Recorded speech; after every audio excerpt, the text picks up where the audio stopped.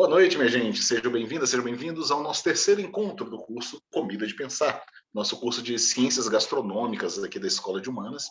E esse curso ele vai, então, tocar em vários aspectos, sociais nesse primeiro módulo, culturais, midiáticos e também fatores econômicos e também políticos da nossa sociedade.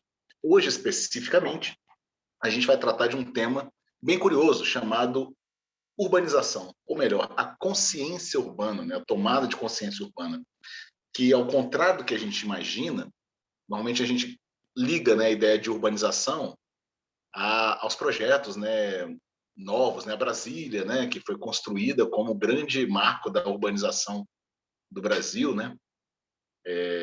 enfim, de projeto urbanista, um projeto urbanístico, mas a gente vai falar que essa consciência urbana, na verdade, ela vem desde a Idade Média, já adquirimos lá. E, aliás, ela ressoa nesses tempos de agora. Então, a gente vai fazer uma ligação entre a Idade Média e a construção de Brasília, que foi um marco muito relevante para a gente, como nação, se compreender e também perceber muitas das nossas fissuras sociais que aconteceram. E o que a gastronomia tem a ver com isso? Tudo. E vamos ver logo mais. Pois bem, Comida de Pensar, aula 3, Idade Média e a construção de Brasília. Antes da gente falar sobre o tema central, antes da gente chegar na Idade Média, a gente precisa, então, fazer uma recuperação histórica. Nessa primeira parte da aula, é a parte que a gente vai trabalhar um pouco essa questão da história da comida, da alimentação ou da gastronomia, depende de como a gente chama. E por que é importante a gente conhecer e estudar os aspectos históricos?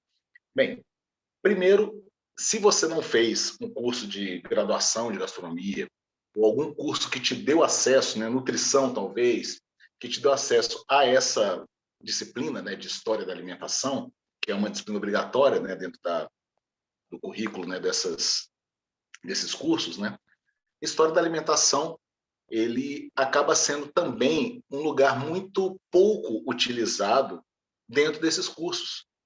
Aliás, é um curso que você tem muito rápido, uma disciplina muito curta, que normalmente é dada, para tentar, talvez, fazer uma introdução a aspectos históricos da alimentação, mas que também não nos estimula, talvez, a buscar mais informações históricas sobre a própria alimentação. Então, a história da alimentação está muito dispersa, está muito jogada. Até o próprio trabalho dos historiadores tem debruçado muito pouco sobre a alimentação. A gente vai falar de um novo livro que saiu agora, saiu agora no final do ano, para o início desse ano, que nos ajuda a compreender um pouco a história do Brasil. Mas, enfim, a gente também vai abordar como que a gente estuda história. Bem, para você que gosta de história, e mesmo para você que não gosta de história, para você que se interessa em se aprofundar, estudar mais história, ou para você que quer apenas pesquisar alguns fatores e vetores da história, a gente tem esse livro chamado História da Alimentação, que é um clássico dessa bibliografia da gastronomia, que é uma reunião de textos organizada pelo Jean-Louis Flandrin, que era um francês, historiador, já falecido, e o Massimo Antonari, um italiano, historiador bem vivo e muito produtivo, inclusive. História da Alimentação, ele vai ser um livro que eu recomendo muito que se vocês conseguirem ter ou ter um acesso a ele, não sei se dá para baixar na internet, mas enfim, tentem ir atrás. É uma bibliona, um livrão assim, só que não é um livro para você sentar e ficar lendo. É um livro muito mais de consulta mesmo. Ele tem tópicos muito específicos e você vai poder, a partir desses tópicos, se debruçar em algum deles, estudar algum deles, Alimentação, talvez nos primórdios, a descoberta do fogo.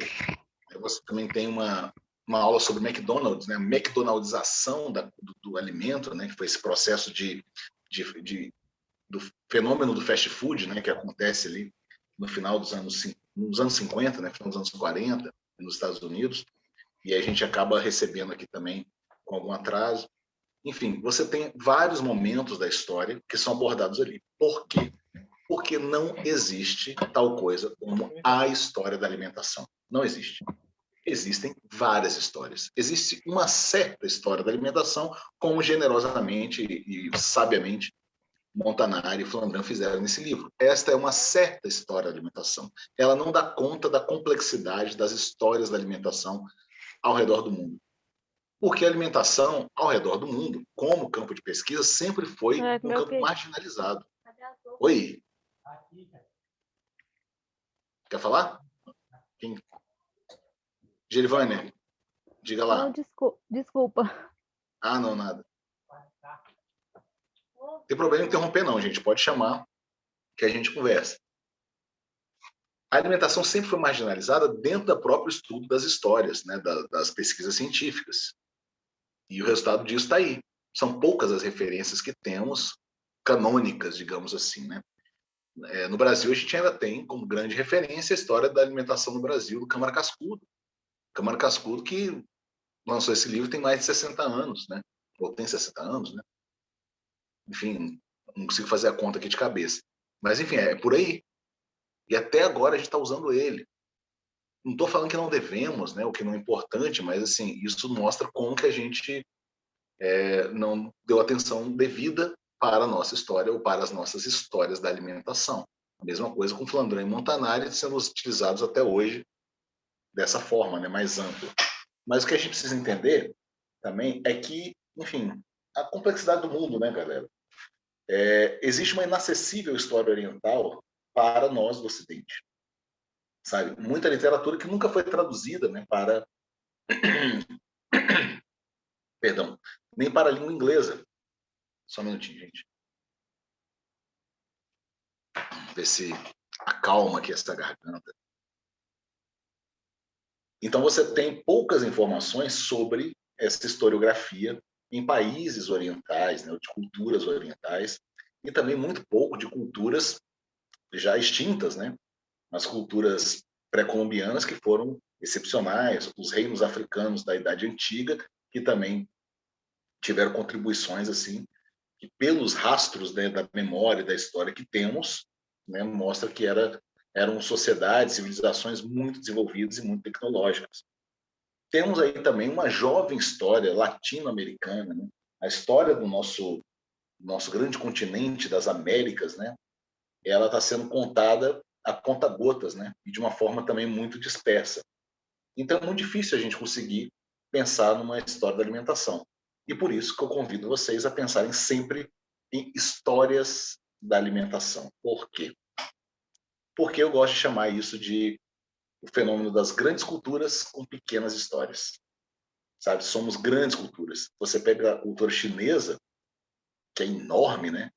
Mas também o registro histórico é muito pequeno. Da alimentação. Temos registros muito sobre receitas, temos registros sobre ingredientes, né? Talvez artefatos, instrumentos de cozinha, né? Algumas tradições, algumas festas ou rituais que eram feitos ao longo do curso da história, mas especificamente sobre gastronomia, sobre a forma como a gente comia ou se relacionava com a comida, isso é muito raro. Foi um esforço que começou muito próximo, né, agora, nos anos do século XX, né, que começou, então, as primeiras pesquisas mais a fundo para tentar lançar luz sobre essas histórias, né, e no final do século XX.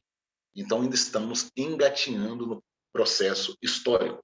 Então, não se alarmem quando você chega com esse conteúdo da história da alimentação. História da alimentação não significa que você precisa saber tudo o que aconteceu em toda a história por causa disso. Escolha. Uma estratégia muito importante para você estudar a história da alimentação, e a gente não vai aqui dar uma aula de história, apesar de fazer essas passagens, tá? Mas por quê? Porque a história da alimentação, eu acho que vale a pena você estudar a partir de você mesmo, né? Vocês podem criar a forma de vocês estudarem. Então, meu conselho é esse. Busquem os interesses de vocês e procurem estudar essa história que está por trás desses interesses, sabe? E não simplesmente se dedicar nesse livrão aí e começar a ler ele do início até o fim, porque também pode não ter muito proveito. Ele é um livro que pode ser usado muito melhor como consulta, né? Para você consultar sobre, eu tenho dúvida sobre tal coisa e poder ir lá. O bom também de estudar a história da alimentação é porque a gente massageia um pouco nossa mente para abrir para novas possibilidades, inclusive criativas, e não só no campo teórico, né, no campo do pensamento, como também no próprio campo do ofício, do fazer, né, da gastronomia. Portanto, eis aqui meu incentivo, né, meu estímulo a vocês para estudarem de forma autônoma, né, mesmo, a história da alimentação, ou algumas dessas histórias. Por quê? Vamos passar por alguns exemplos aqui para vocês verem. Temos algumas. A história da alimentação, perdão, é contada por meio de várias abordagens regionais. Por quê? Porque comida é uma pesquisa que é muito difícil de você fazer sem o conhecimento da cultura do bioma e da relação, então, dessa cultura com esse bioma. Você vai ter então, uma famosa sociobiodiversidade. Então, se você não tem esse acesso, né, fica muito difícil. E também fica mais propício para quem enfim, está na região, né? Ou seja, a busca regional ela é muito importante, essa abordagem. Então, você tem várias produções ao longo do mundo, isso tem acontecido já de uma forma muito mais prolífica hoje em dia, que você tem muita gente produzindo pequenas histórias sobre alimentação, o que é muito bom, mas também, por outro lado, deixa as histórias nacionais muito obscuras, né? Porque são trabalhos de alcance muito limitado, né? De tiragem limitada, inclusive. Então, eles não chegam até nós, sabe? E a gente acaba consumindo tudo aquilo que é muito mais popular e menos histórico, né? Quando a gente fala de comida. Ou seja, a gente tenta acessar a história da alimentação muitas vezes por meio das receitas. Só que as receitas são limitadas, gente. Elas não dão conta, né, da complexidade dos arranjos sociais e políticos, econômicos, mais que aconteceram até chegar na receita. Então, minha gente, perdão, temos como um exemplo desse caso que eu estou falando a gastronomia chinesa. Tem um livro chamado Chinese Gastronomy, que foi lançado em chinês e traduzido, até onde eu encontrei, só nos Estados Unidos, né? Assim, só na língua inglesa, na verdade, com o nome Chinese Gastronomy. Encontrei esse livro lá na biblioteca de Polenzo, onde eu estava estudando lá na Itália. É uma biblioteca toda dedicada, gente, à alimentação e à gastronomia. Inclusive tem seções como direito, por exemplo, e o que você vai ter lá não são livros de direito especificamente, mas sim de direito, só que ligados à alimentação, né? Então, muita coisa sobre legislação, etc, né? Então, você tem sessões como essa, né? É bem curioso, assim, de observar. Então, mesmo essa biblioteca, você vai na parte de produção oriental, você tem algumas coisas nos dialetos, né, chineses, né, e principalmente, né, a seção chinesa que é maior, mas você tem muito pouco já traduzido para nós. Então, realmente fica ali uma dificuldade de acessar. E a gastronomia chinesa, se a gente for pensar nisso, só para a gente exemplificar, é uma cultura, uma das culturas milenares, né, que a gente tem, e um dos países continentais também que temos. Ou seja, como que a China até hoje não produziu grandes histórias, né, sobre a sua cultura alimentar. E você tem esse camarada, o Xiu Fenlin, que responde isso. Ele responde isso no prefácio do livro que a esposa e a filha fizeram, chamado Chinese Gastronomy, ou seja, gastronomia chinesa. Ele já era morto, né, mas deixou um prefácio para esse livro, que a filha e a esposa continuaram, né, a pesquisa dele, para poder abordar algumas receitas, mas também trazer um contexto sobre a história da gastronomia, tentar recontar ou recuperar muito dessa gastronomia chinesa a partir, né, do que aconteceu culturalmente, né? E o Lin ele vai admitir que os chineses não foram suficientemente dedicados a registrar a sua história da alimentação. Se preocuparam muito com receitas e pouco com as memórias, né? As memórias dos povos, né? Da cultura de fato alimentar. Claro que hoje você já tem alguns pesquisadores mais novos, o Wang, por exemplo, que vai escrever um livro mais completo, A History of Food Culture. Veja que é sempre usando o artigo, né? Uma história, né, da cultura alimentar, basicamente, né, que é tentando dar conta da gastronomia chinesa. Uma história. Na gastronomia indiana, você também vai ter um caso muito parecido, só que nesse caso você tem uma dominação, né, inglesa muito forte, que fez com que essa gastronomia indiana fosse registrada ao longo do tempo por meio dos ingleses. Então, os principais registros da história da alimentação indiana é feita por um olhar inglês. O principal livro de curry, por exemplo, né, de curry, que é o prato, ou fórmula, ou tempero, são várias coisas do curry, né, central dentro da gastronomia indiana, ele não foi escrito por um indiano, sabe? Você tem um livro bem interessante chamado Stirring the Pot, do James McCann, que vai falar sobre isso. Ou seja, é um inglês se referindo a essa história, ou seja, tem um resquício muito grande da colonização.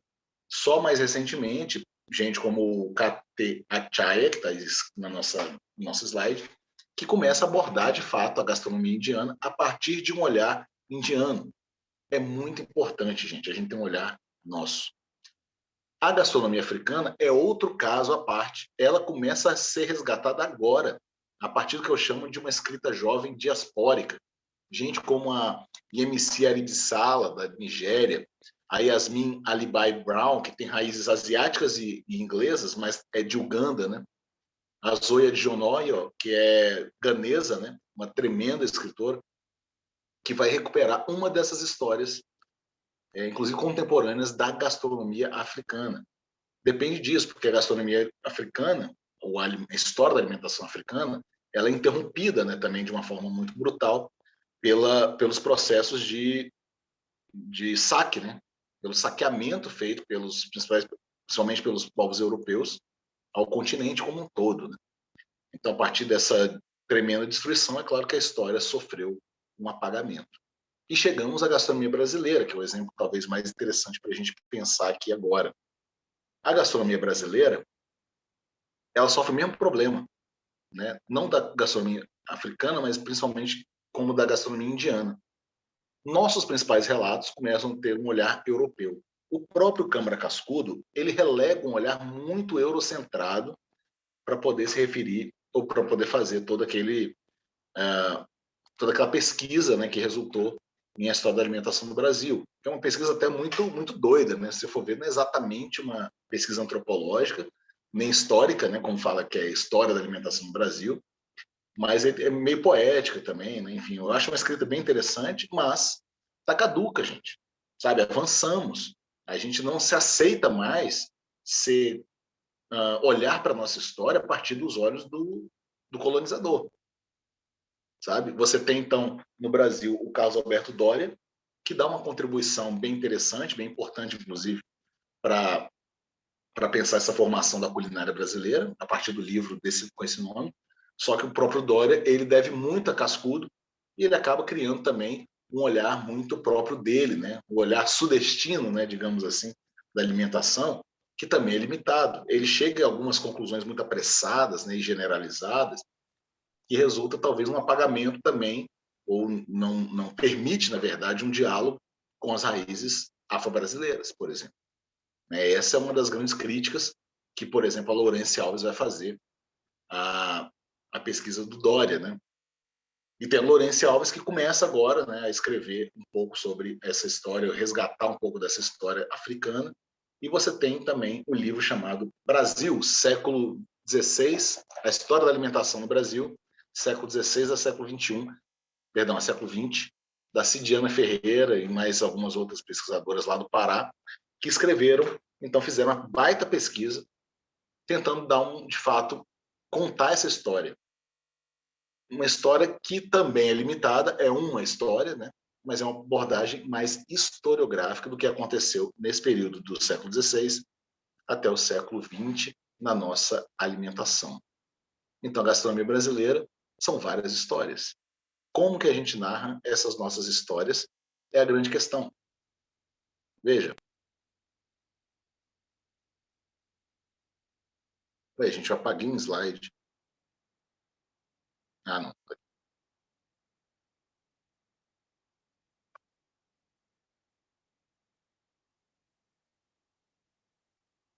Entenderam, gente? Estão acompanhando? Como é que tá aí? Vocês estão silenciosos hoje, gente? Silenciosas. Silenciosas, né? Temos um grupo 100% feminino aqui, não é isso? Mas, enfim, podem mandar no bate-papo também se vocês tiverem alguma dúvida, se eu estiver correndo demais, né? Às vezes eu fico assim, falo muito rápido. Vocês podem perder alguma coisa, não tem problema. Fala assim, calma, professor, esqueci, não entendi, passou batido, tá? Fiquem à vontade. Bem, essa introdução que eu faço historiográfica é muito mais no sentido de orientar vocês de como que a gente deve perceber e até estudar a história, as histórias da comida, da alimentação, tá?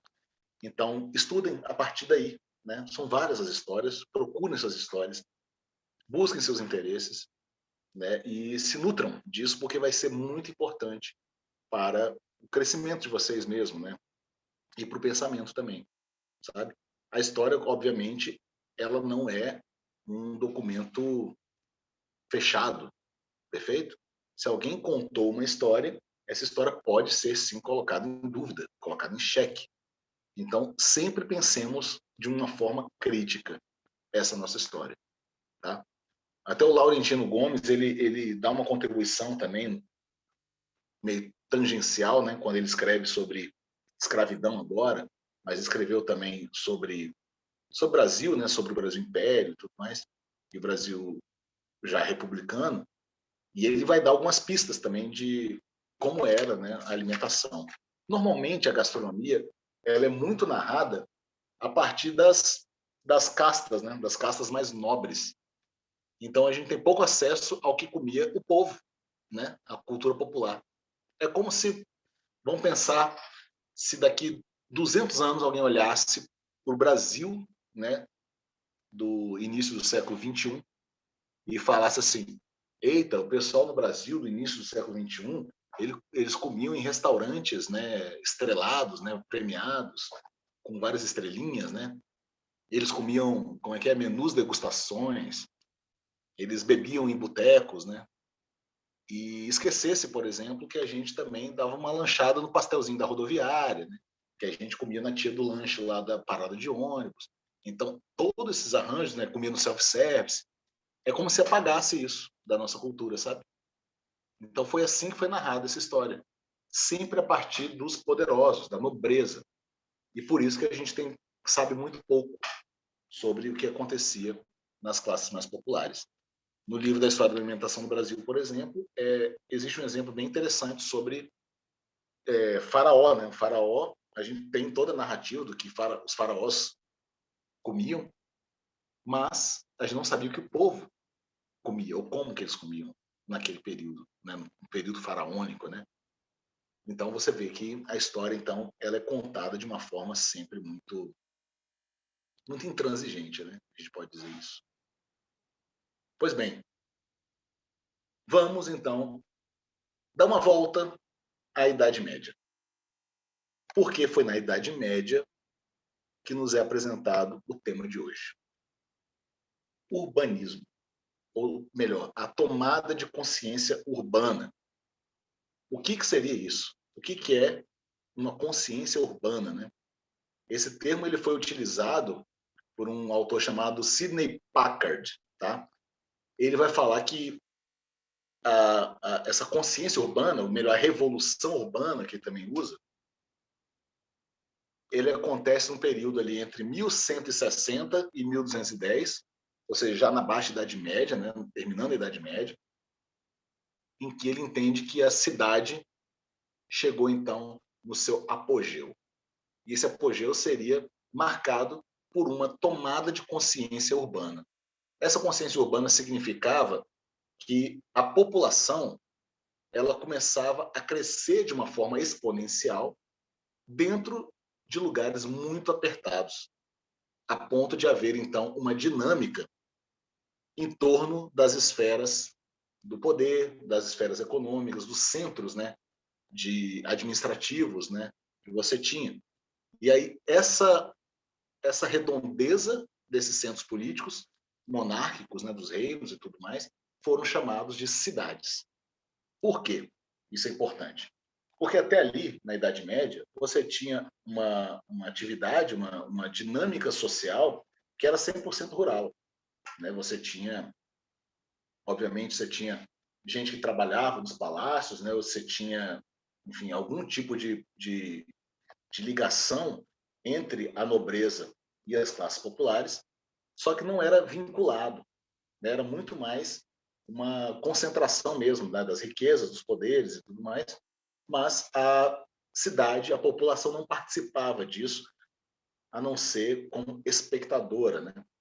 Então você começa a ter os primeiros arroubos ali, até do espírito democrático, e a ideia da consciência urbana é quando se pensa que, opa, a gente precisa se abastecer intelectualmente, culturalmente, politicamente, economicamente, do centro do poder. E o próprio centro do poder entende um grande benefício nisso, um benefício de controle, ao trazer a população mais próxima para ela. Então, quando ela traz, ela consegue uma maior mão de obra, ou seja, consegue dinamizar a economia dentro desse espírito da Idade Média. E você tem, então, a urbanização que é dirigida. Dirigida no sentido de ela nasce da vontade do homem e não mais uma obra coletiva de gerações sucessivas, ou seja, as cidades ou as comunidades que sempre aconteciam de forma muito orgânica, de geração em geração, ela começa a ter um desenvolvimento muito diferente, que é ditado pela corte. E você vai ter, então, uma urbanização que vai preceder o povoamento absoluto do que a gente vai começar a entender como cidade.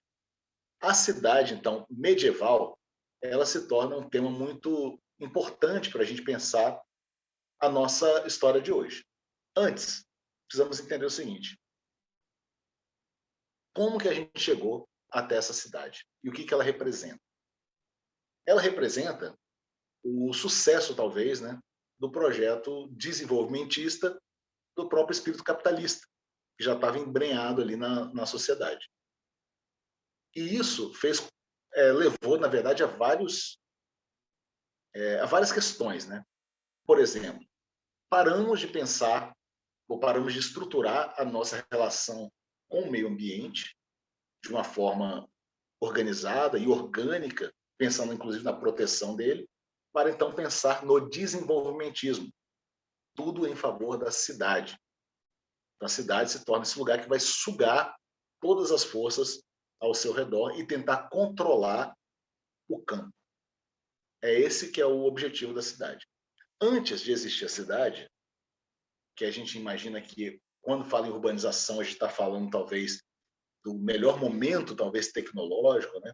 Dessa inteligência de organização social, mas muito antes da urbanidade, você já tinha civilizações que estavam absolutamente avançadas em termos tecnológicos e urbanos, nesse sentido. Entre elas, por exemplo, as gerações pré-colombianas, né? Os incas, né, tinham práticas de governança ambiental avançadíssimas. A relação com o solo, de controlar o solo, nos ensinaria muito, né? Você tem uma pesquisa, algumas pesquisas recentes, né, de 10 anos para cá, que começaram a dar conta de como que os incas estavam muito à frente nessa relação de cultivo com o solo, de um modo de eles conseguirem controlar o solo para que ele seja produtivo, mas sem destruí-lo. O contrário do que a gente começou a fazer no nosso cerrado, no nosso Pantanal, transformando natureza em pasto. Foi isso que aconteceu. Em monoculturas. Então, queima-se solo, usa-se formas agressivas da natureza, que não ajuda a restabelecer a própria natureza, ela não revive, né? Não se reacende, não floresce novamente, porque ela está a favor de um projeto, na verdade, da commodity alimentar, ou seja, das monoculturas. São os grãos de soja, os grãos de milho, que começam a ocupar o espaço em que você tinha uma grande biodiversidade. Veja, os incas já tinham resolvido esse problema lá atrás. Os reinos africanos da Idade Antiga, igualmente, já tinham dominado como ninguém a agricultura e a pecuária de um modo absolutamente sustentável. O que aconteceu foi uma interrupção brusca a partir dos saques e da dominação europeia sobre, né, os reinos africanos, que subjugaram não só os reinos, como também as tecnologias que ali estavam presentes. Uma coisa que é muito importante lembrar da colonização é que ela vem também para destruir o outro, no sentido da memória também.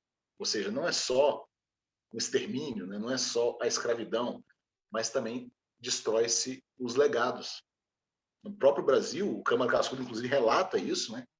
Portugueses que se depararam com tecnologias avançadíssimas, né, indígenas, e que eles não compreendiam, mas também não queriam aprender e simplesmente destruíram. Não sabemos o que foi feito disso, né, desses instrumentos, desses aparatos, né? Não sabemos porque a história resolveu esconder, pois ela foi narrada pelos portugueses, basicamente. O que acontece é, tem uma tecnologia que vai dominar todas as outras. E essa tecnologia chama-se o urbanismo. Quem avança na ideia do urbanismo, de gerir a cidade em torno de um projeto centralizador da força política, econômica e bélica, né, vão ser os povos gregos e romanos. E a partir daí, então, eles começam a avançar por todo o território, não só europeu, como também do Oriente Médio e principalmente da África, antes de avançar para outros territórios, né? Então, eles conseguem fazer um projeto de dominação a partir do uso dessa grande tecnologia bélica. Porque, enfim, foi na base da bala, na marra, que eles subjugaram outras civilizações. Foi isso que aconteceu.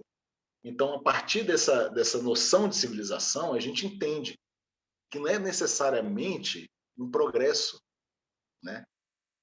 Quer dizer, pode ser um progresso, mas não necessariamente civilização, né? A cidade medieval, ela vai concentrar, então, como uma marca muito importante, né, da sua estrutura, a desigualdade. A desigualdade vai ser o vetor social da cidade medieval. Como assim, né? Bem, cultura, arte, religião, intelectualidade, né? Tudo isso vai ter uma fisionomia eminentemente urbana. A cidade, ela vai se instalar, mas ela não se estaciona. Depois que o projeto da cidade está feito, a única coisa que pode acontecer a partir daí é um movimento de explosão urbana. Ela cristaliza, né, os seus muros, né, nos lugares em que ela se fixou, dentro, né, das muralhas que eram utilizadas antigamente para poder estabelecer uma cidade, né? Só que ela institucionaliza a sua força política. Então, o que ele acontece? Ele estabiliza a cidade a partir de um controle político e propõe uma atividade produtiva e organizada seguindo uma tendência corporativa. Ou seja, ele cria vários feudos. O feudo intelectual, que vai se acomodar no que a gente hoje conhece como universidades, né, escolar e tal. Você tem o feudo religioso, que vai estar sempre colado no poder, né, e que vai ser responsável pelos atributos morais, né, da sociedade. E você vai ter os aspectos culturais, que também vão servir tanto para o entretenimento, ou seja, para a atração das classes populares, né, e para amansá-las, né, como também para você poder moldar os modos de ser, de fazer e de estabelecer relações uns com os outros. O que acontece é, a cidade, ela ativa vários distúrbios sociais como consequência desse novo arranjo. Ela vai evocar uma realidade de desigualdades e de uma harmonia de fachada. O que seria uma harmonia de fachada? Seria o seguinte: a cidade, é como se ela tivesse se fantasiando, né, de algo muito bonito. Ela vende uma imagem de harmonia, de que está tudo funcionando perfeitamente, enquanto você tem uma luta interna diária. Por quê? Porque você tem uma sociedade sob controle. Essa é a ideia da cidade e do urbanismo que vem perseguindo, que vem junto, né, moldando a nossa história desde a Idade Média. Então a gente vem replicando essa consciência dessa forma, a partir do ideal da cidade, entendendo que é um arranjo muito favorável, né, para a dinâmica da vida, e a gente acaba não se ocupando em pensar nos abismos sociais que ela começa a gerar. E isso na nossa história moderna é muito clara. Vamos ver aqui nessa imagem, uma imagem bem famosa, não sei se vocês já viram antes, ó, uma foto do Tuca Vieira, feita para a Folha de São Paulo, em que mostra, enfim, é o retrato da desigualdade no Brasil, né? E aqui você tem um condomínio super luxuoso, ultra luxuoso, do Morumbi, né? Varandas com piscinas ou ofurôs em cada andar, quadra de tênis, escambau, dividindo um muro com Paraisópolis, que é essa comunidade que é absolutamente desassistida, inclusive, né, do ponto de vista sanitário e, obviamente, do ponto de vista educacional. O Estado não está ali. E você tem essa imagem como uma imagem padrão dessa ruptura, né? Dessa diferença, desse desequilíbrio que acontece. E o Legoff, que é um pesquisador da arquitetura, do urbanismo e da história, né? Ele vai resumir de uma forma brilhante esse tipo de desigualdade. Ele vai fazer com que a gente entenda perfeitamente o que é essa cidade medieval que se replica agora nos nossos dias de hoje. Ele fala que a cidade ela cria um relativo equilíbrio entre a nobreza, ou seja, as classes mais altas, que participa do movimento urbano, mais do que ela afirma participar, a burguesia, ou seja, a classe média, que dá o tom da sociedade, e classes trabalhadoras, das quais uma parte é urbana e fornece a mão de obra para a cidade, e outra que é rural e alimenta a cidade, só que por ela é penetrada por seu dinamismo. Né? O que acontece aqui nessa fala do Legoff? O que ele entende que aconteceu na cidade? Primeiro, que quem está orientando, na verdade, a dinâmica social é a nobreza. Ou seja, as classes mais altas estão fazendo isso, só que elas não dizem que estão fazendo.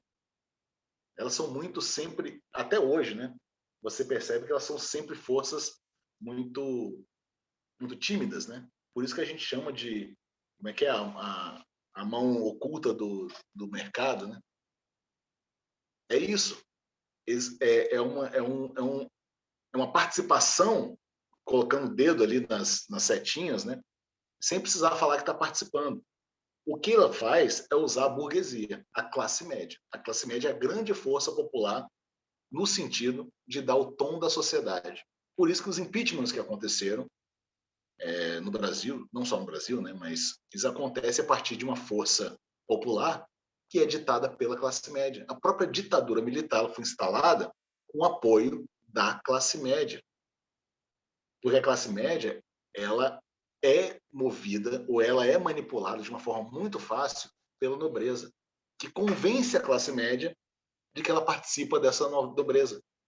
Né? É o famoso classe média que se acha rica, né? Quando fala assim, ah, a nova, essas novas sanções do governo vão diminuir o poder de compra dos ricos. E aí você logo, a classe média logo fica efervescente, falando assim, ah, que absurdo, como ela achando que ela é rica, né? Só que quando a gente fala em rico, a gente está falando em rico mesmo, nobreza. É gente que tem dinheiro, ou seja, capitalistas, né? E você vai ter, então, a classe trabalhadora. A classe trabalhadora que vai agir somente, né, na inércia dessa dinâmica. E você vai ter a classe trabalhadora urbana, que vai ser a muleta, na verdade, de toda a dinâmica de uma cidade, porque a cidade vai depender dessa mão de obra dela. Sem a mão de obra dela, ela não consegue funcionar. E você tem a comunidade rural, trabalhador rural, que alimenta a cidade. Só que o problema é o seguinte: a cidade fez com que inverteu o processo. O processo que você tinha, né, e que hoje a gente fala, também usa muito como panfleto, né, Se a, como é que é? Se o campo não planta, a cidade não janta, não é isso? Isso é bem interessante, bem bonito, só que tem um problema. Quando você inverte a dinâmica de valorização, que antes era a comunidade rural, o campo, provia a cidade de insumos, né? De comida, alimentava. Só que quando você inverte e faz com que a cidade ela seja regente da dinâmica rural, como aqui é proposto, você tem uma inversão de valores. Você não respeita mais a dinâmica do campo, porque o campo tem a sua dinâmica. É a dinâmica da sazonalidade, por exemplo. É o respeito que você tem aos momentos que você tem, aos ciclos de produtividade. Só que a cidade ela não quer saber disso. Ela exige que o campo produza conforme a sua necessidade. E por isso que a gente tem esse grande desequilíbrio também alimentar. Porque, afinal de contas, a cidade vai exigir que a gente tenha pimentão o ano todo. E tem que ser desse jeito, tem que ser desse tamanho. Ela vai exigir que a produção de soja aumente para que o PIB aumente. Só que esse tipo de exigência vai criar um problema seríssimo, né, para o campo, que acaba perdendo a sua biodiversidade em nome de grandes processos de monocultura que vão fornecer, né, insumos, né, ou vão fortalecer cadeias varejistas, né, os supermercados, por exemplo, e que vão entrar como esse mediador, na verdade, da nossa forma de consumir. Então, não mais encontramos diretamente com o produtor e fortalecemos essa cadeia, mas temos esse intermediário que se impõe, né, que saqueia o campo e explora a cidade. Cidade medieval, então, ela traz esse tipo de situação. E aí é o que eu chamo, é o que eu exemplifico nesse momento agora, né, como o caso de Brasília, no momento de sua construção. Brasília, essa maquete futurista da Idade Média. Ela é uma grande representante, um grande resumo disso que a gente acabou de ouvir sobre a cidade medieval, a partir desse olhar do Legoff, muito preciso. Alguma dúvida até aí, minha gente? Tá tranquilo? Qualquer coisa vocês gritem, tá? Me chamem aí, tá? Sem problema.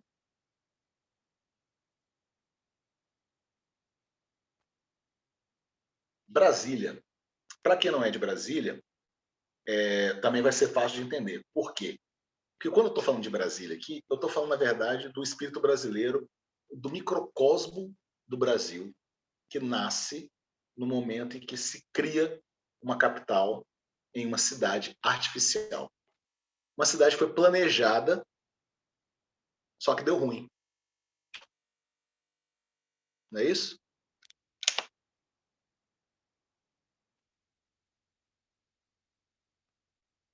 O que aconteceu com Brasília foi o seguinte: ela se estabelece de uma forma planejada, a partir de um plano urbanístico, super progressista, super desenvolvimentista, e que se torna uma referência mundial, até hoje, né, em termos de planejamento urbano.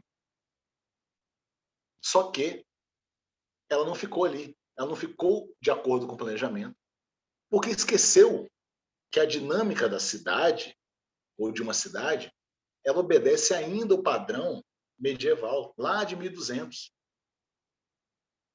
E como não se percebeu isso, Brasília foi como seria, e como qualquer outra cidade que concentra um poder econômico, e nesse caso um poder político, né, também, ou capital intelectual, como qualquer uma dessas cidades, ela vai concentrar um poder que vai fazer com que necessariamente traga ou aconteça uma explosão urbanística.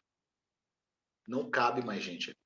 E foi o que aconteceu com Brasília, e ela vai explicar muito bem o apartheid social e gastronômico. Cheguei no que a gente queria, né? E gastronômico que vai acontecer no nosso país como um todo. Vamos primeiro ouvir uma música, né, do Sérgio Sampaio, que vai falar sobre Brasília. Está lá na nossa playlist do Spotify, nossa playlist chamada Comida de Ouvir. Vamos ouvir só a título de inspiração. Compartilhei o errado. Agora sim. Isso aí, né? Uma musiquinha bem bonitinha, né, inclusive. E Sérgio Sampaio vai ser um olhar de fora, né, falando sobre Brasília, falando mal parece Brasil, né, por conta da forma como você foi planejada e tudo mais. E depois ele percebe e fala assim, não, se bem que entendi o que está acontecendo em Brasília, né? Então, de fato, é Brasil. Aliás, eu diria para vocês que ele é o resumo do Brasil. E é o resumo também da gastronomia, ou do que aconteceu com a gastronomia brasileira e a sua identidade. Vejamos primeiro por que isso. Deixa eu compartilhar com vocês o mapa de Brasília, para quem não conhece. Tem aqui um satélitezinho. Estão vendo aí? Esse aqui é o plano piloto, que é o que é considerado Brasília. Perfeito? Asa norte, asa sul aqui para o sul, e aqui você tem o eixo, né, no meio aqui do avião, que vem aqui com a Praça dos Cristais, o setor militar, enfim, Memorial JK, e desce aqui Esplanada dos Ministérios, e aqui é o Palácio Planalto, Congresso Nacional também por aqui, né, bem de frente. Enfim, está tudo aqui. Perfeito? É esse que foi o plano piloto. Por isso que é o nome, né? E com algumas adjacências, né? O Lago Norte aqui, que é um setor de mansões, o Lago Sul, que é outro setor de mansões. Aqui um cruzeiro, né, que era uma área, inclusive, muito marcada pelos militares, né, que vieram do Rio de Janeiro, muitos deles do Rio de Janeiro. Né? Inclusive tem uma cultura, tanto do samba como do próprio Rio de Janeiro, né, bem interessante no cruzeiro acontecendo, que é um resquício, né, dessa cultura, né, dessa migração. E aqui você tem o aeroporto, bem aqui, tá? Para que eu estou mostrando isso? Por conta da nossa próxima referência. O que a gente vai discutir agora é que por trás dessa maravilha de Brasília, que foi tão bem planejada, projetada, ela não esconde muito não, né? Um apartheid social. E a gente vai ver o início desse apartheid a partir desse documentário do Adirley Queiroz, que é de Ceilândia, cidade de Brasília, ou do Distrito Federal, né? Cidade satélite, né? Hoje chamada de região administrativa, e que ela concentra hoje a maior população, né, urbana do Distrito Federal. E você tem, nesse filme, uma discussão bem interessante nesse sentido, que a gente vai, a partir dele, levar para a nossa discussão sobre gastronomia. Vamos assistir? Se você está vendo a gravação, basta clicar em A Cidade é Uma Só, nesse momento. O vídeo já vai estar no ponto certinho que a gente vai usar, mas você pode ver também o filme inteiro, tá lá. É um filme muito bom, inclusive. Só tem 50 minutos, uma hora, mais ou menos. E aí, minha gente? Curioso, né? É muito louco pensar, inclusive, esse nome Ceilândia, não sei se vocês sabem, né? Vocês já ouviram falar, né, da Ceilândia? O nome Ceilândia veio a partir do programa, da campanha que o governo fez para arrancar o pessoal da vila do IAPI até mudar para Ceilândia. Não é porque a cidade se chamou Ceilândia, é porque a campanha se chamava Campanha de Erradicação de Invasões, CEI. Então se tornou a terra da campanha de erradicação de invasões, que na verdade erradicou as invasões do plano e deixou um monte de gente à deriva em busca de se estabelecer em novas invasões. Então, basicamente, o objetivo era um objetivo eugenista que você tinha do próprio governo acontecendo ali naquele momento da construção pós-construção de Brasília já, né? No momento da construção de Ceilândia, que foi ser inaugurada talvez ali em 1970, mais ou menos. Vamos voltar aqui para o nosso mapa, e aí a gente vai ver o seguinte, só para localizar a fala da Nancy, que é essa personagem do filme. Nancy, ela está falando daquele lugar, né, aquela coisa feia que era próxima de Brasília. Essa coisa feia ficava bem aqui, gente. Ó, e bem aqui também. Então você tinha invasões aqui, acampamentos, bem aqui, tá vendo? A pontinha da asa. E aqui era o aeroporto, ó. Tá vendo? Conseguem ver? Você que está bem pequenininho. Então o aeroporto estava aqui, e quando as pessoas que chegavam, né, pessoas importantes naquela época para viajar de avião, aí você era político, você era diplomata, você era, né, um servidor de alto escalão, um grande empresário, enfim. Essa galera ia chegar para visitar Brasília, né, uma cidade já tão cheia de mitologias por trás, esse grande feito, né, arquitetônico, e o pessoal tinha que passar encarando esse tanto de gente pobre. E o governo, então, simplesmente limpou essa região. Fez um processo aí de higienismo, né?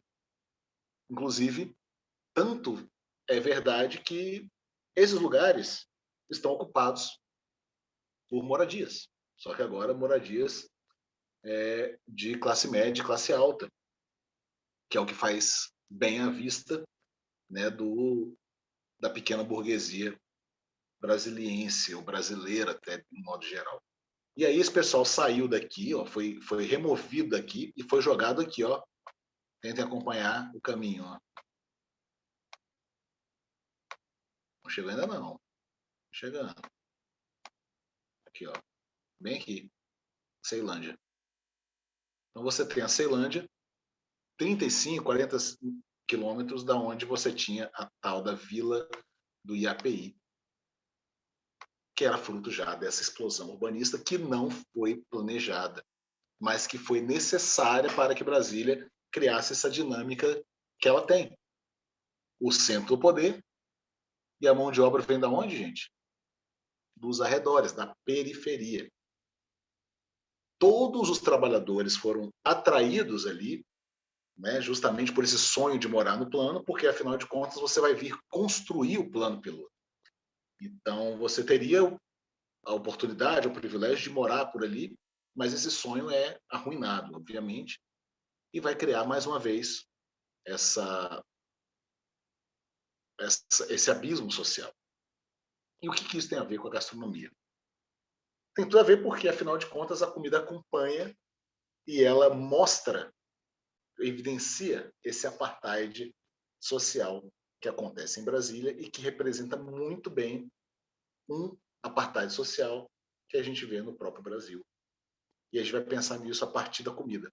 Veja só.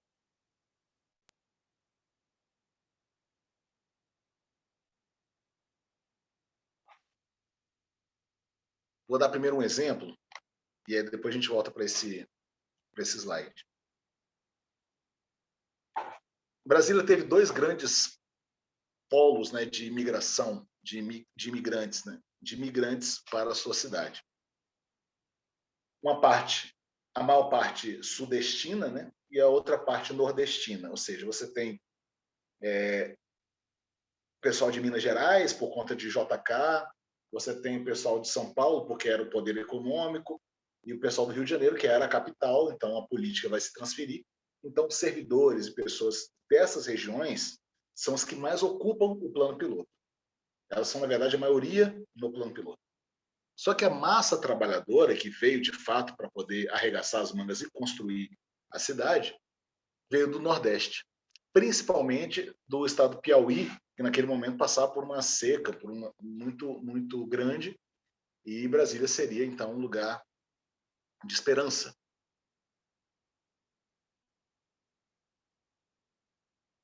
Ah, legal, legal. Deixa eu ler aqui. Ah, Raquel, você é da Ceilândia, massa. Você mora, quer por ser próximo ao trabalho, e é realmente muito doida essa dinâmica social. É a pessoa que geralmente produz a comida percorre uma caminhada social e locomoção mesmo do que seria o núcleo. Esse vídeo poderia ter sido gravado hoje de manhã.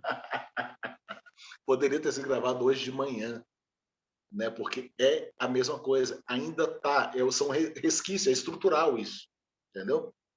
E Raquel, talvez você perceba isso. Eu não sei, você é da Ceilândia, nascida e criada, não? Depois você joga aí. Certo. Pessoa.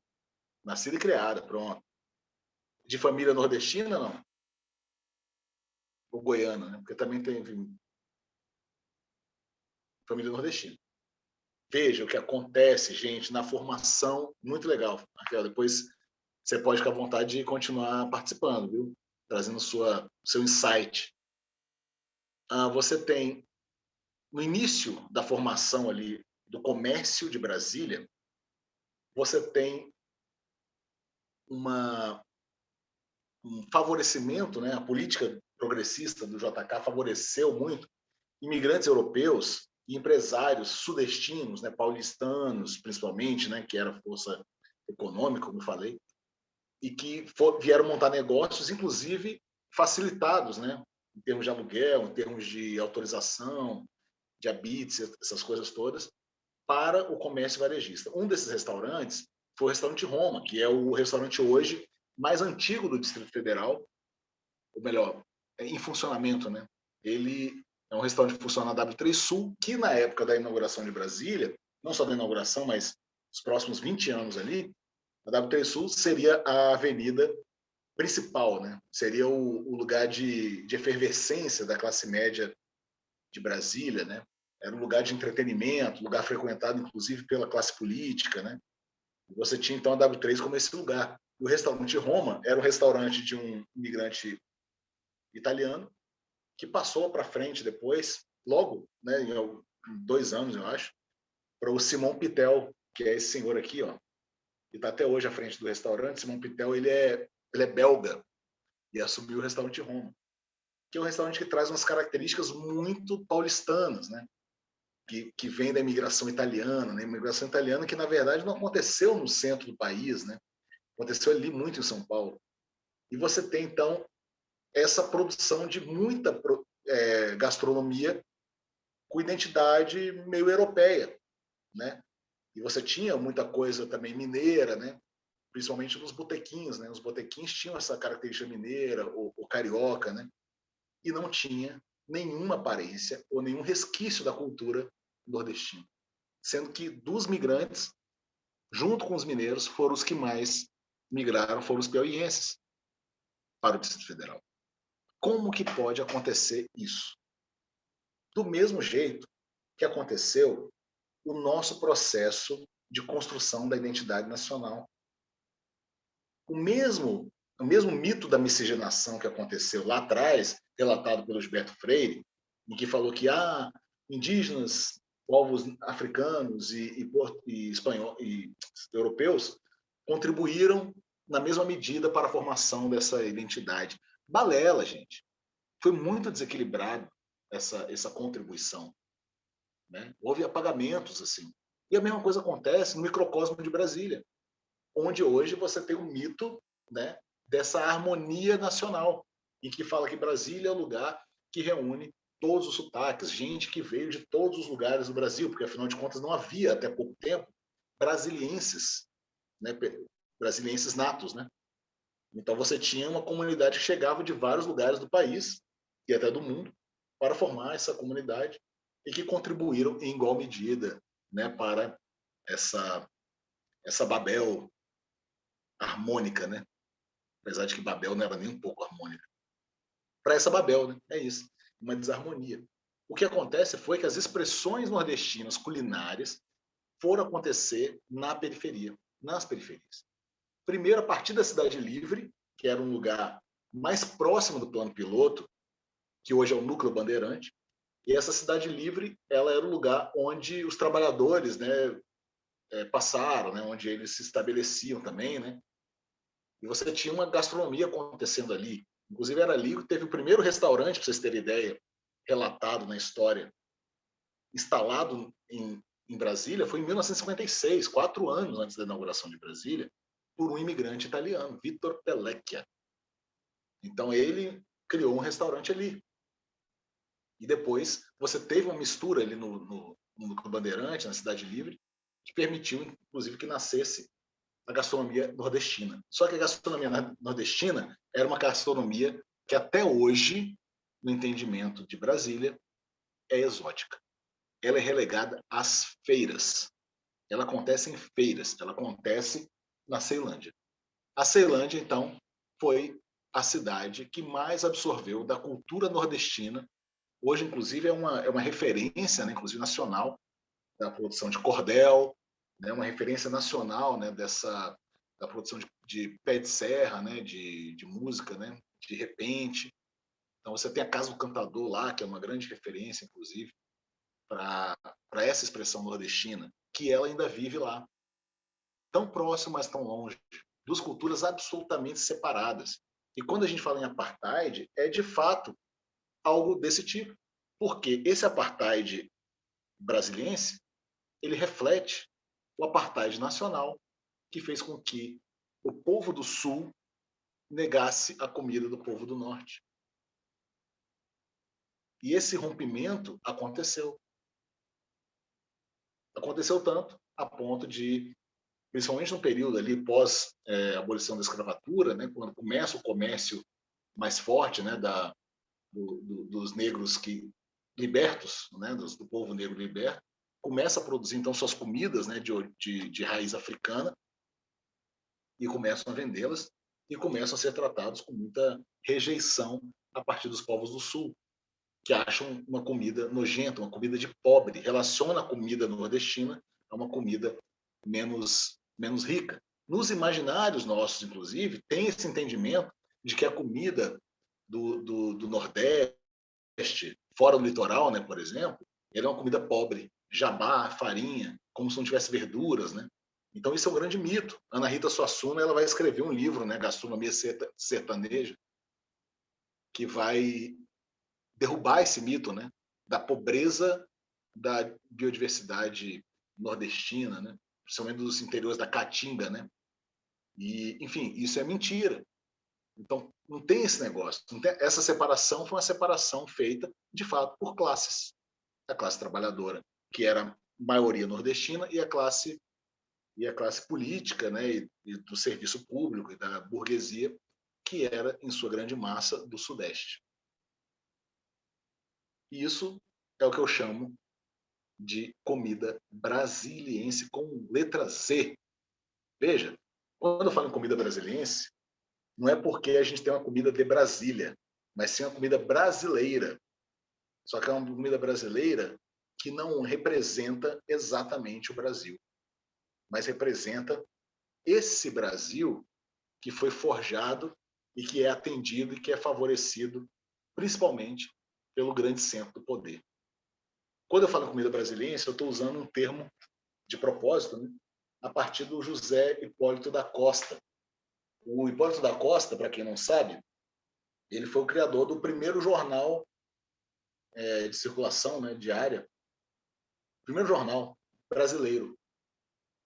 Foi em 1800 e alguma coisa que ele criou esse jornal chamado Correio Brasiliense, com a letra Z. E esse Correio Brasiliense era produzido, pela falta inclusive de gráfica no Brasil, ele era produzido em Londres e mandado clandestinamente para o Brasil e circulava aonde, gente? Nas elites. Era um jornal feito para a classe dominante intelectualmente, economicamente e politicamente. E por isso o nome brasiliense. Porque o nome que Hipólito José da Costa tentava fazer valer era esse, para se referir ao povo brasileiro de alta ou de grande estatura social.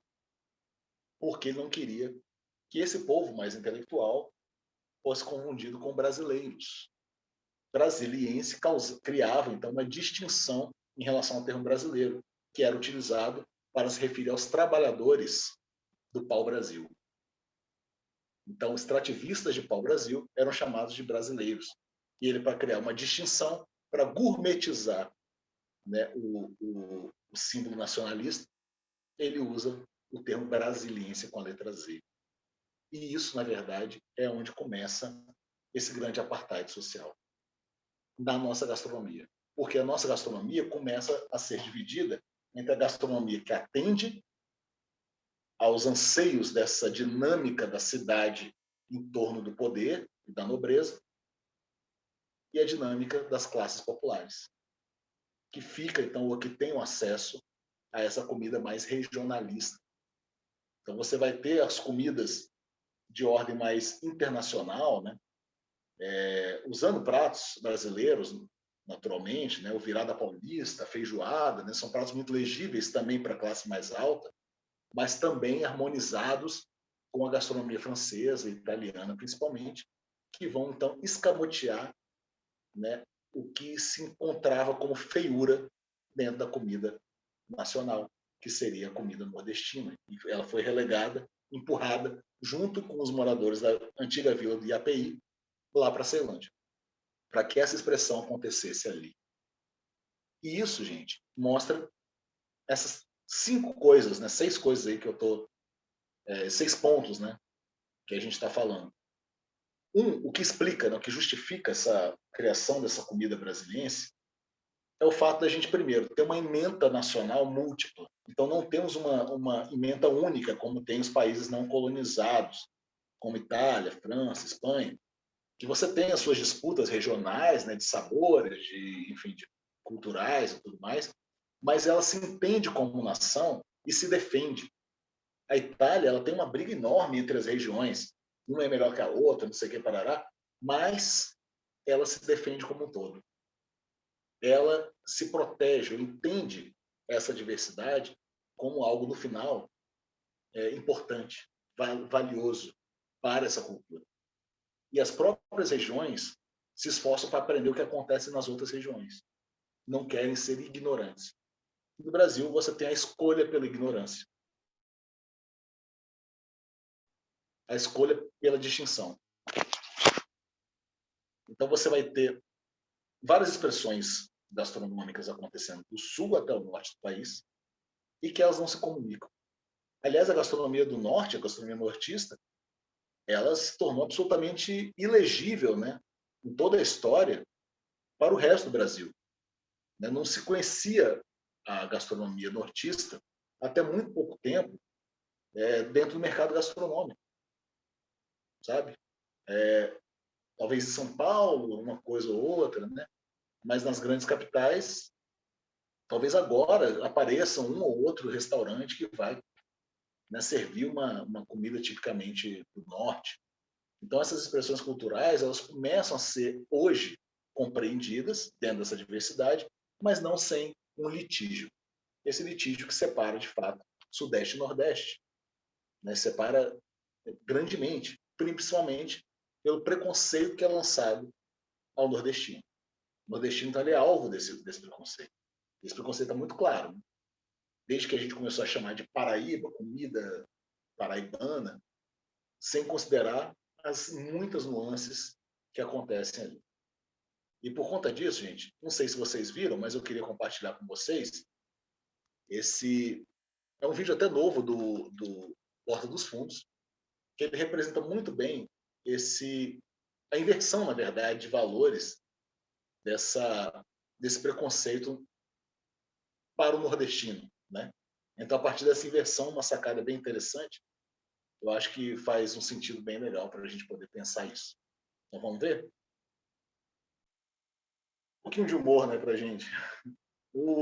Essa inversão eu acho muito curiosa, né, principalmente quando ele vai trazer esses estereótipos da comida, né, nordestina. Existe uma referência muito tradicional quando a gente vai falar da nossa gastronomia brasileira, em que a gente se refere à gastronomia nordestina como uma ementa só, a gastronomia nordestina, e não considera a diversidade de dentro.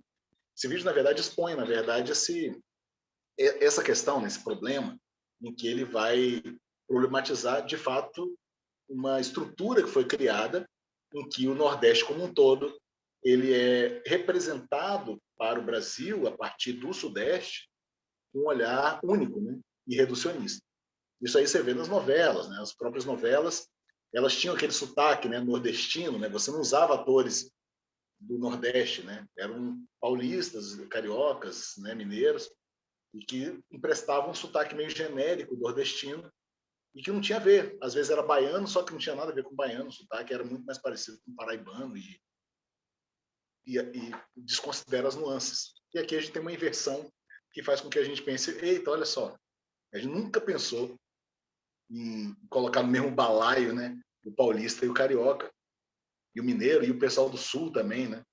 E aqui se coloca e causa um incômodo bem interessante, enquanto não nos causa incômodo quando se faz isso com a cultura nordestina. Abrir um restaurante nordestino. Ele serve um monte de coisa que, na verdade, são expressões meio confusas no Nordeste. Isso acontece. Né? Você vai ver que hoje em Brasília, dentro dessa dinâmica da cidade, a comida nordestina ainda está acontecendo na periferia. No plano piloto, raramente, fora talvez algum restaurante do recôncavo baiano, né, que sirva a muqueca e acarajé, que serve um propósito, na verdade, muito mais turístico, né, do que qualquer outra coisa, você vai ter pouquíssimas representações, ou quase nenhuma, nordestina, e as principais são grandes redes, né, que trazem uma generalidade do Nordeste, como o caso do Mangai, por exemplo, né, que é uma grande rede da Paraíba, e que traz várias receitas, não self-service enorme. Então, enfim, você vai ter esse tipo de rejeição, né, do lado nordeste do país. A partir da comida, então, a gente percebe isso. Naquela segunda imagem que eu coloquei, a gente viu aqui o seu Simão Pitel, e aqui embaixo você vê o pessoal do Chapéu de Couro, né? Esqueci o nome do dono do Chapéu de Couro. O Chapéu de Couro, ele é um restaurante de carne de sol, que acontece, então, que é aberto perto da Feira de Ceilândia, por um retirante nordestino, nos anos 80, e a partir de um negócio informal prévio. Normalmente, os negócios que floresceram e que viraram restaurante na Ceilândia, né, nessa época dos anos 80, principalmente, que foi a grande década do estabelecimento de Ceilândia, né, você vai ter, então, negócios que começaram dentro de casa, que começaram informalmente, venda de marmita, e que então se torna restaurante. Muito diferente da forma como mais privilegiada, né, que os comerciantes, os varejistas, principalmente vindos de São Paulo, conseguiram se estabelecer no plano piloto. Essa é a diferença. Você tem uma ruptura. Entenderam? Alguma questão, gente? Tá tranquilo aí para vocês? Deu para entender? Faz sentido? Mandem aí nos comentários, né? Mandem aí no bate-papo. Então, se quiserem, podem também elaborar, né? E mandar depois a ideia de vocês. E agora a gente chega no caminho final da nossa conversa, passada por essa ideia da formação desse espírito urbanista, né? A gente entra agora na forma como a gente vai compreender como que ele se consolida de fato à mesa a partir desse símbolo que foi a Revolução Francesa. Veja, Revolução Francesa foi esse evento que acontece no final, né, de 1700, né, do século, da virada, né, para o século XVIII, do século XVIII para o século XIX, perdão. Você tem esse acontecimento que vai mudar muita coisa para o mundo ocidental. E vai acontecer isso por vários motivos. Primeiro, pelo nascimento dessa instituição chamada o restaurante. Nasce, portanto, a restauração. Restauração é o nome que vai ser dado, então, para esse movimento, né? A partir justamente dos modos antigos que já existiam, né? De você ter, enfim, estalagens, pequenas pousadas, né? Para viajantes no meio do campo, né? E que recebiam, então, as pessoas que estavam lá viajando, e as recebiam para repor as energias, para tomar uma água, beber um café, e, obviamente, recebiam aí algum tipo de alimento. Normalmente, uma coisa que foi chamada ou conhecida como caldo restaurador.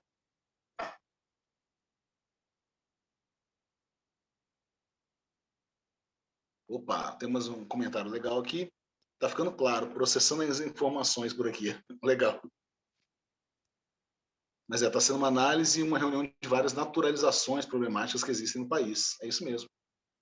A comparação com a Itália, gostou? Adorei a comparação com a Itália. É isso mesmo. Pois é, você percebe, né, essa diferença, né?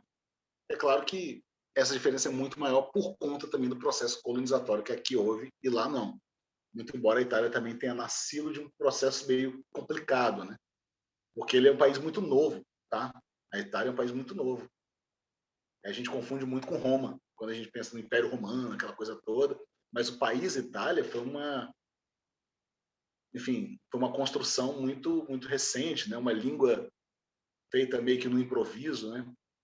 O Dante Alighieri. Enfim, tem várias coisas para discutir sobre a Itália, são bem legais.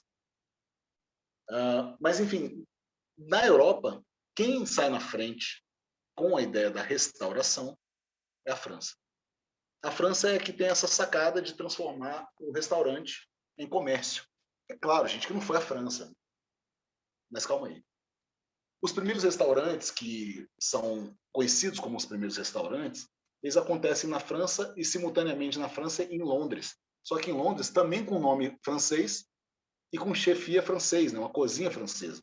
Então, La Grande Taverne, Trois Frères Provençaux, acontecia em Londres e em Paris. No entanto, há registros de negócios muito parecidos com esse, basicamente estruturados da mesma forma, que já existiam há 600 anos lá na China.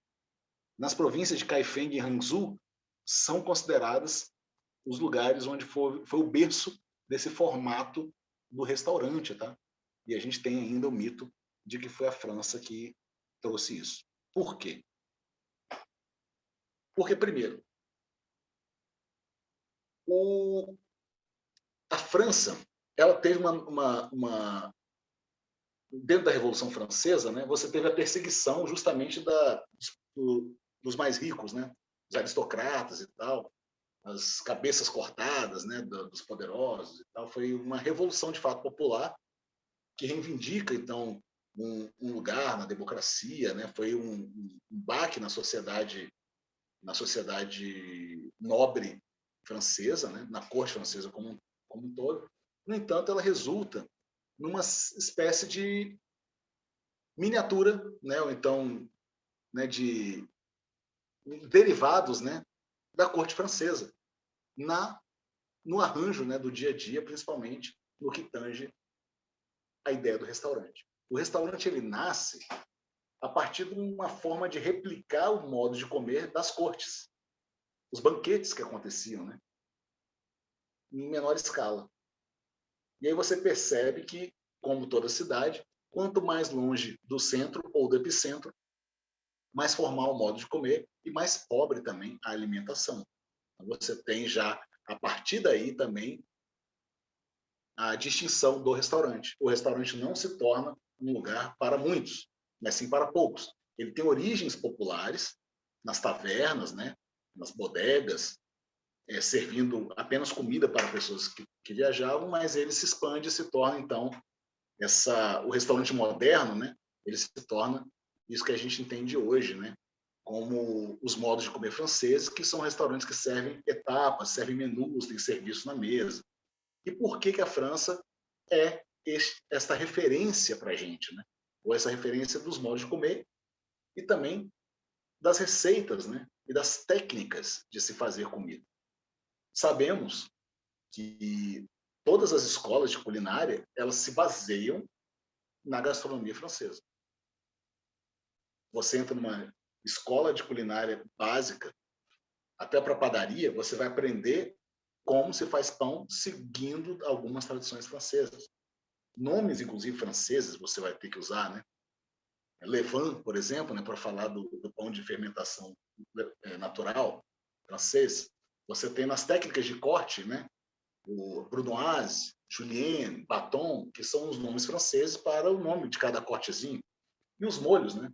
Os grandes molhos, né? Bechamel, holandês, béarnaise, são molhos franceses, que não tem muito a ver com a nossa cultura, mas a gente aprende nas nossas escolas de gastronomia no Brasil. Por quê? Porque a França foi muito boa em instituir a narrativa da originalidade. Eles saíram na frente falando, nós somos a primeira cozinha.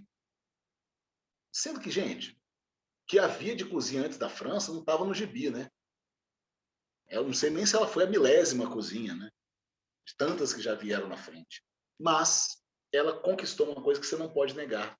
Os franceses tiveram uma altíssima permeabilidade dessas suas técnicas e dos seus modos em outras culturas, principalmente europeias. Então, portugueses, italianos, ingleses, espanhóis, todos eles começavam a utilizar essas referências dos chefes franceses porque eles conseguiram uma dinâmica ou criar um estilo, né, e uma eficiência, né, no serviço da cozinha tão grande que era melhor você replicá-la para o benefício, inclusive, do próprio comércio. Isso vai tomar uma forma tão grande que os próprios imperialistas, né, vão começar a trazer isso para o Brasil, do Brasil Império, e começa a trazer chefes franceses. No início do século XX, inclusive, você tem o registro dos principais hotéis do Brasil, né? O que você tinha, na verdade, comandando as cozinhas eram chefes franceses, ou gente formada por eles. Então, até hoje, você tem essa grande cozinha francesa como base espiritual e técnica para a produção de gastronomia. Tudo passa por ali. O que é muito interessante, mas, por outro lado, empobrece demais a nossa cultura alimentar e a nossa gastronomia. Porque a gente esquece de considerar que técnica não é só a francesa. As técnicas, como a gente viu na aula de hoje, elas vêm independentemente de civilização, de modos milenares. Desde a forma como você faz o tucupi, que não tem um francês que vai conseguir chegar àquela técnica, entendeu? A forma como a gente faz o pão de queijo. Você tem formas de fazer que não necessariamente obedecem os padrões franceses, mas não por isso devem ser colocadas num grau menos elevado que os padrões franceses. Pelo contrário, os franceses são mais um. Obrigado pelo conhecimento, mas a gente cuida da coisa a partir daqui. Eu acho que é essa postura que a gente vai precisar ter para a gente conseguir transferir a nossa gastronomia para além, ou para romper esse apartheid social que nos jogou a um abismo. Que vem um abismo, na verdade, com o fantasma da escravidão que nunca nos deixou, e também a falta de reparação histórica que o colonialismo deixou.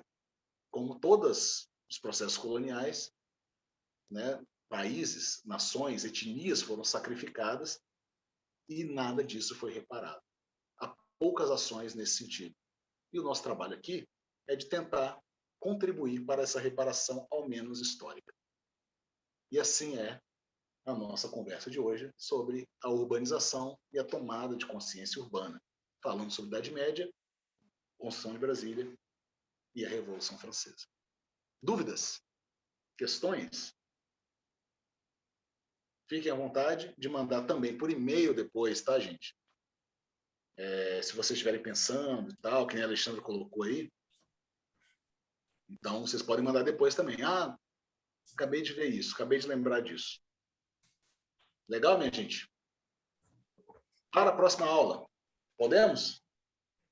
Olha aí. Dever de casa, minha gente. Vamos passar o final de semana fazendo dever de casa. Brincadeira. Dever de casa do mais simples, do mais legal possível.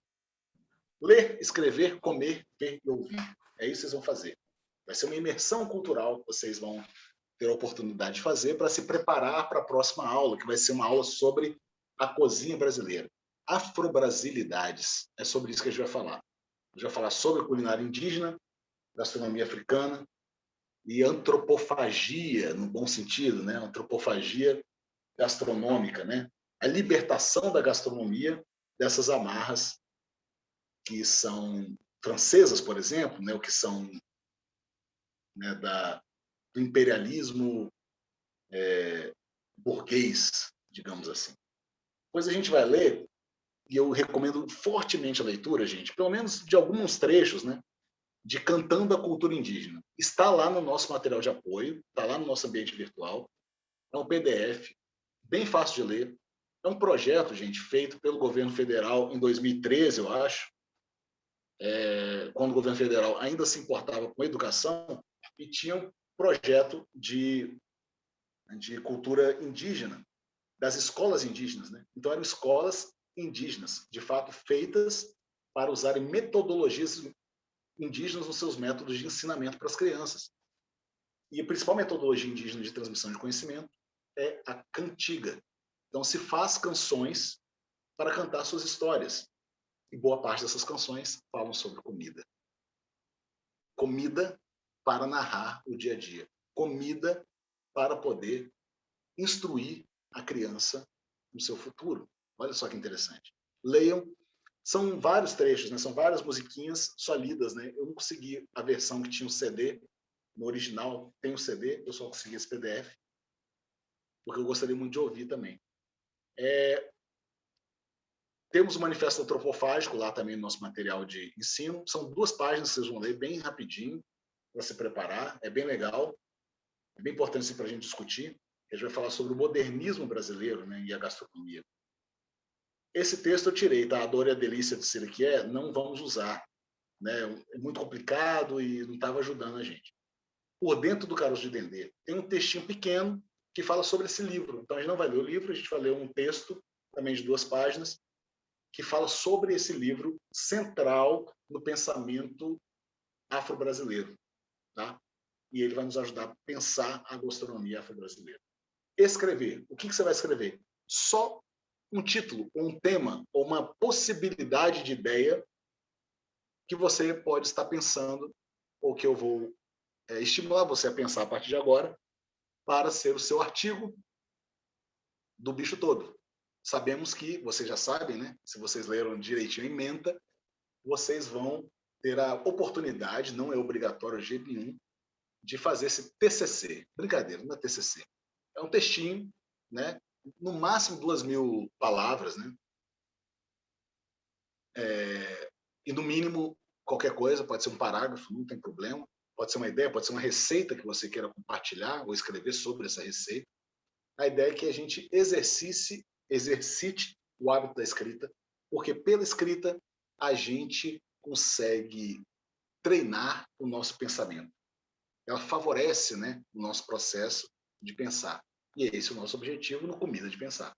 Comer. Para a próxima aula, vocês vão comer alguma receita que vocês considerem brasileiras.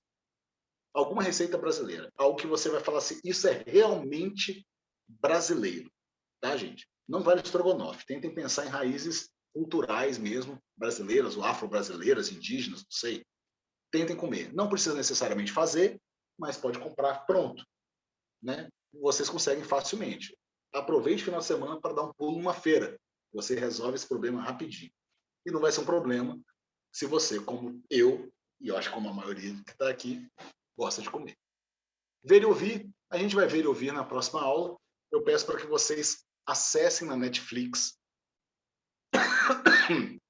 Perdão. Nossa, sequei a garganta bonito aqui. Vejam para a próxima aula o episódio da série Street Food, América Latina. É o episódio 2 sobre Salvador. A gente vai discutir ele no final da próxima aula. Então, por favor, vejam, para a gente poder ter uma aula bem dinâmica, para a gente poder conversar sobre isso. Essa conversa que a gente vai ter no final da aula, ela vai nos preparar para a aula seguinte, que vai ser a abertura do nosso próximo módulo. Então, a próxima aula é a última aula do primeiro módulo do Comida de Pensar. E por hoje é só. Valeu, povo. Não temos dúvidas? Tá tranquilo? Como é que tá aí? Tá tranquilo. Só dar um retorno, Guilherme. Tá super tranquilo. Bom, eu tô achando super tranquilo, assim. Desculpa, hoje eu fiquei a aula toda com Nada, nada. o vídeo desligado, mas é que estava um pouco em umas tarefas domésticas enquanto escutava o início da aula. Mas eu Eu só faço isso queria também. fazer um comentário pequeno agora, porque Por eu favor. tenho o livro que você citou, o História da Alimentação, esse do século XVI ao século XXI, e ano passado eu participei do DIAITA, que vai até ter, eu vou pegar as informações, assim, que Eu participei também.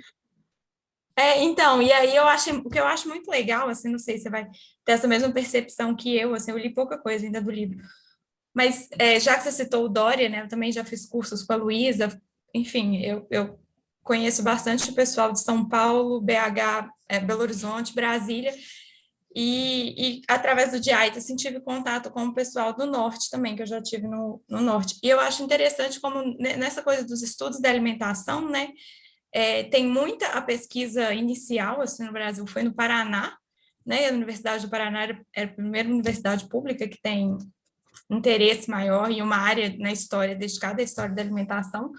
E eu acho, assim, não sei, é só uma coisa para pensar depois, eu queria ouvir a sua opinião. Eu acho que São Paulo é muito bairrista ainda, sabe? Eu até acho que eles são mais abertos a Brasília, em um certo sentido, assim, mas é isso, Brasília também, né, coloca o Nordeste em um outro lugar, e eu acho que eu vejo hoje um movimento, assim, do Norte e do Nordeste, um pouco do Paraná e de Minas, de tentar fazer uma coalizão com a história da alimentação.